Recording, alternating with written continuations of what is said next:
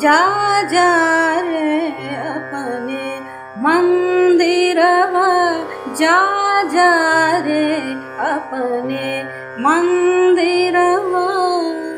सुन पावेगी शासन नदिया, जा जा रे अपने मंदिरवा, जा जा रे अपने। भोजपुरी में आपको ये सुनाती हूँ। पिया मेहंदी ले आई द मोती झील से, जाके साइकिल से ना। पिया मेहंदी ले आई द मोती झील से, जाके साइकिल से ना। पिया मेहंदी ले आई द छोटकी ननद से पिसाई द। पिया मेहंदी ले आई द छोटकी ननद से पिसाई द, छोटकी ननद से पिसाई द, छोटकी ननद से पिसाई द। हम तो हथवा में लगाइब काटा कील से, जाके साइकिल से ना।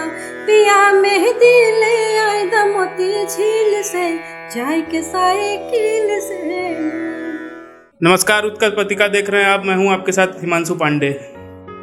कहते हैं प्रतिभा परिचय की मोहताज नहीं होती, वो परिश्रम के बल पे अपना मुकाम पा ही लेती है।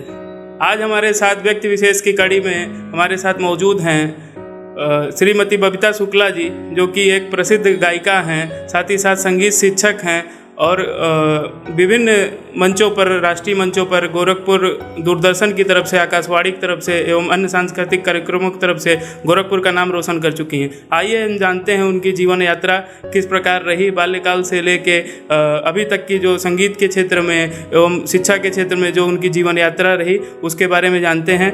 उनकी कहानी उन्हीं की जुबानी।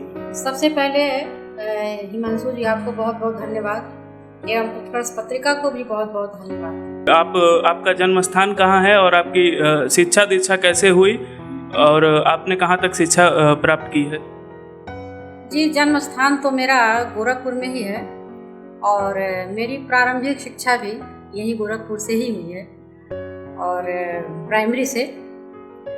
और मतलब हमारे फादर मतलब राज्य कर्मचारी थे, शिक्षा विभाग में जूनियर हाई स्कूल में हेड थे, और मेरी मम्मी भी शिक्षिका थी। तो कुल मिला के एक शैक्षिक हमारा पूरा माहौल था। लेकिन फिर भी हमारे पापा जो थे, चूँकि जूनियर हाई स्कूल में हेड थे, तो हम लोग का प्रारंभिक शिक्षा जो है प्राइमरी से ही हुई। मायके पक्ष में मैं 4 भाई बहन हूँ, 2 बहन 2 भाई। दोनों भाई मेरे बिजनेस में हैं, एक बहन है, वो भी सिंगिंग से उतना पॉपुलर नहीं हो पाई, लेकिन उसको अपने ससुराल का माहौल नहीं मिल पाया, लेकिन सिंगिंग का ज्ञान है। और बहनों में हम बड़े, भाई भी 2 मेरे भाई हैं। और मतलब संगीत का जो है, संगीत से जुड़ा मुझे प्रारंभिक अपने दादाजी से ही सब कुछ मिला, और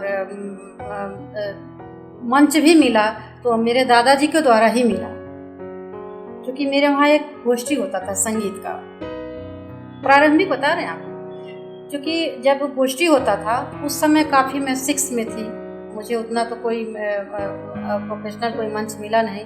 लेकिन मेरे जो दादाजी जो प्रोग्राम कराते थे एक ग्रुप में, तो जब सारे बड़े बड़े यहाँ गोरखपुर के अच्छे अच्छे कलाकार आते थे हमारे घर, तो दादाजी मुझे भी थोड़ा सा कहते थे, छोटा छोटा अलंकार ही गाओ, लेकिन तुम गाओ।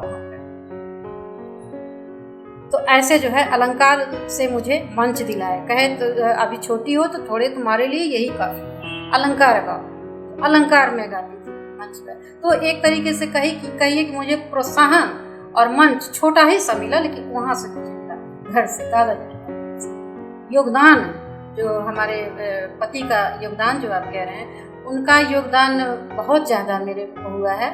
और मुझे कहीं प्रोग्राम में जाना होता है या फिर कहीं मुझे इन्वॉल्व होना होता है, तो वो मुझे कभी रोके नहीं।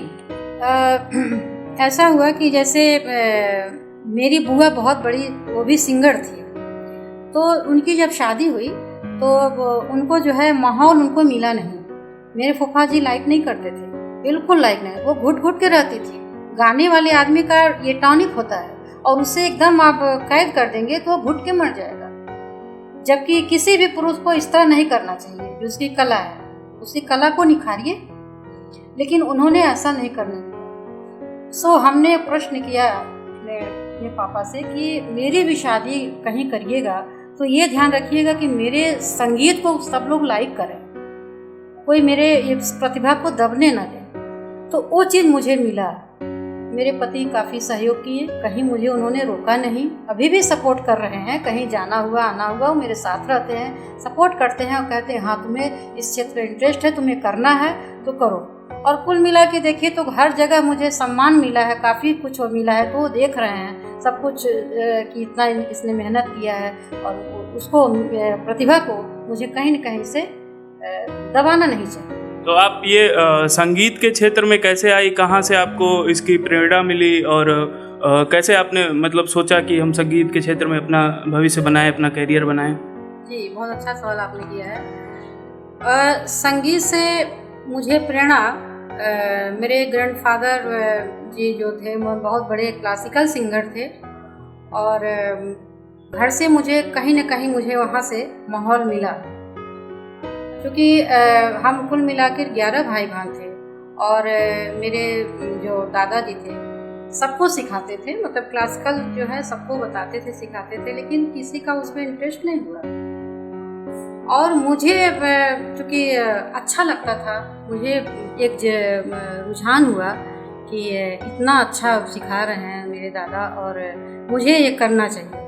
हालांकि शिक्षा विभाग में पापा और मम्मी दोनों लोग थे, कोई ऐसा प्रेशर मुझे नहीं था कि तुम्हें ये करना है चाहे वो करना है। उन्होंने कहा कि जो आपकी रुचि हो, जिस क्षेत्र में आपको जाना है उस लाइन आप जा सकते हैं। तो मुझे ये संगीत का लाइन काफ़ी अच्छा लगा और चूँकि दादाजी मेरे संगीतज्ञ थे तो उनका 10-15 फ्रेंडों का उनका एक ग्रुप था। तो हमारे वहाँ जो है शास्त्रीय संगीत का प्रोग्राम, भजन का प्रोग्राम महीने में एक बार खूब बड़ा प्रोग्राम समारोह की तरह से होता था। तो उसमें जो है तब काफ़ी उस समय मैं छोटी थी, दादाजी कहते थे कि सुनो, सुनने से भी संगीत सुनने से भी दिमाग में पनपता है, आता है। सो ध्यान से हम सुनते थे कि भीमपलासी राग जो है प्रारंभिक हम सुनते थे मेरे दादाजी कैसे गाते थे। तो वहाँ से मुझे एक मिला।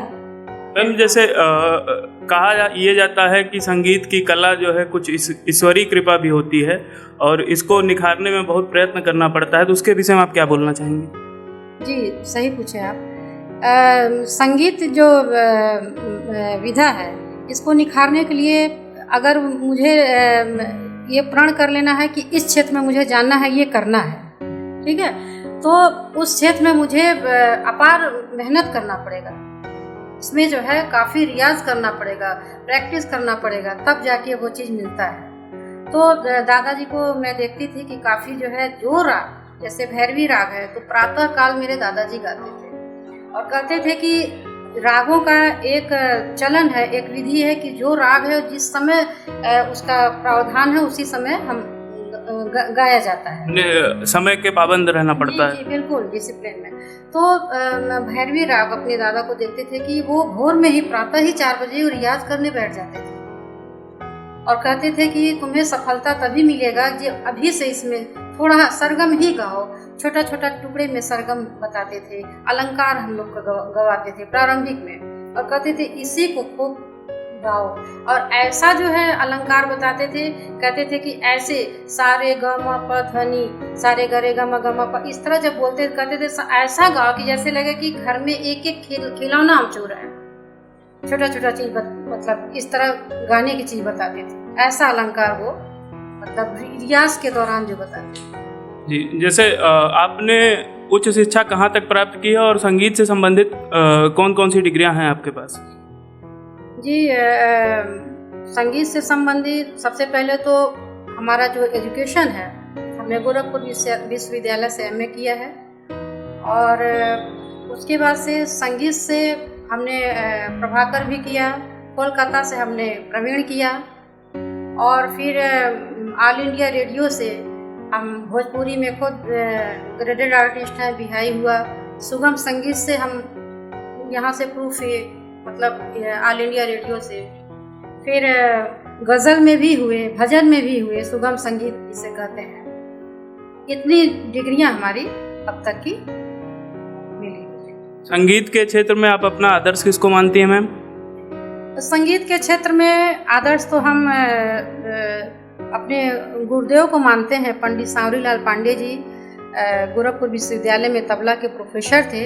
अब वो इस समय नहीं है वर्तमान में, लेकिन चूँकि जब दादाजी मेरे एक्सपायर कर गए तो मैं कॉलेज में गई तो मुझे गुरु मिले वो, और ऐसा मतलब उनमें एक प्रतिभा था, ऐसे थे कि वो गायन वादन मतलब हर क्षेत्र में, लाइट म्यूजिक में, क्लासिकल में, तबला में, सारे चीज़ में हमारे गुरुदेव थे।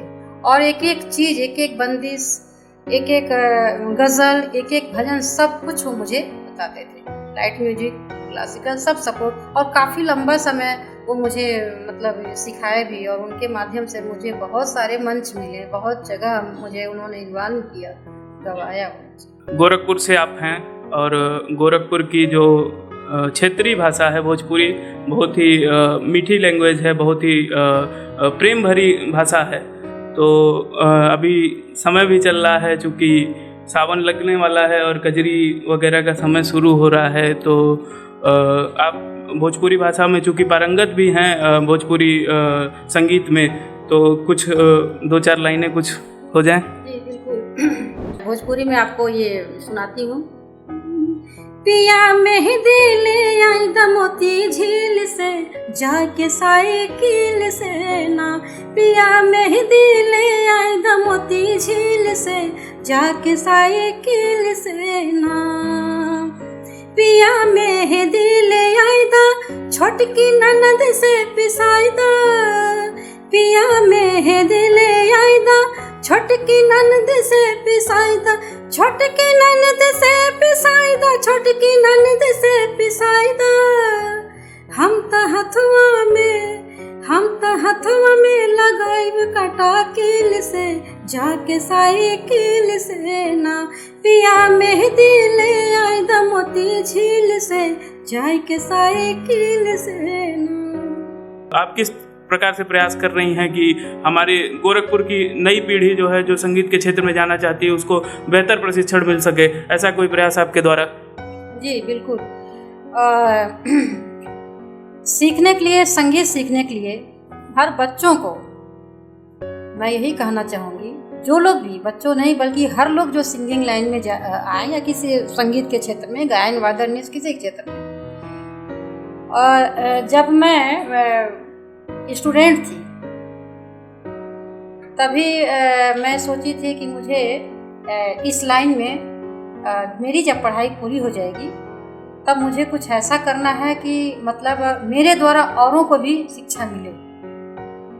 तब जब मेरी पढ़ाई पूरी हो गई तब हमने जो है एक संस्था डाला, स्वर साधना संगीत महाविद्यालय, प्रयाग संगीत समिति से मान्यता प्राप्त मेरा विद्यालय है।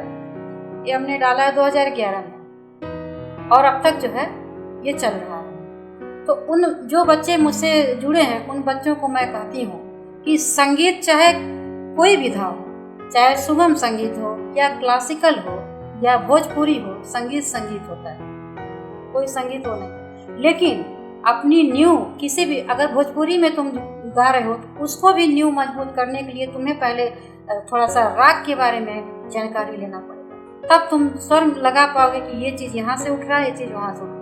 तो ये ज्ञान थोड़ा सा सरगम का लो, थोड़ा सा राग रागनी में भी जाओ, तो हर गाना तुम गा सकते हो, चाहे भोजपुरी हुआ, चाहे सुगम हुआ, चाहे गज़ल भजन हुआ, कुछ भी गाओ, लेकिन न्यू तो हमारी क्लासिकल है।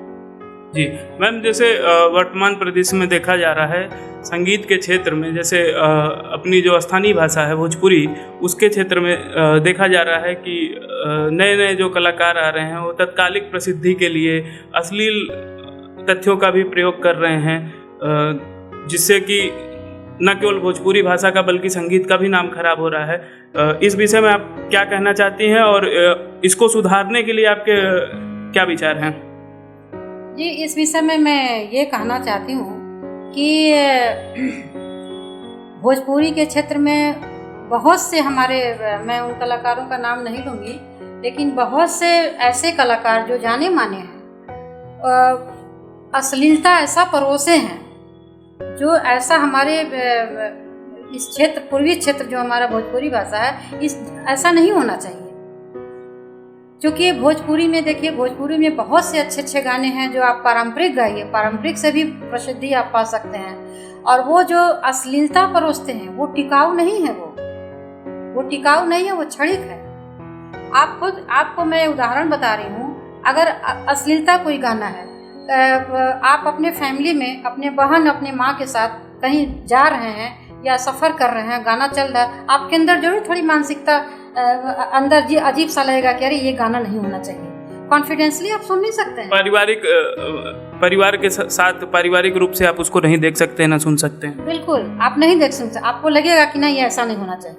और उस चीज़ को, परंपरा से जुड़ा जो हमारा गाना है, धरोहर है, उस चीज़ को आप गाइए, उससे देखिए कितना उसमें आनंद आता है और वो टिकाए हुआ वो चल रहा है। तो उनको मैं यही संदेश देना चाहूँगी कि ऐसे गाना आप मत गाएं, न आप किसी को शिक्षा दें, ऐसे गाने को न गाएं, पारंपरिक सिखाएं और गाएं, वो चीज़ काफ़ी अच्छा है। राग भीमपलासी में हम आपको आरो और रो पकड़ जी थोड़ा सा बताते हैं।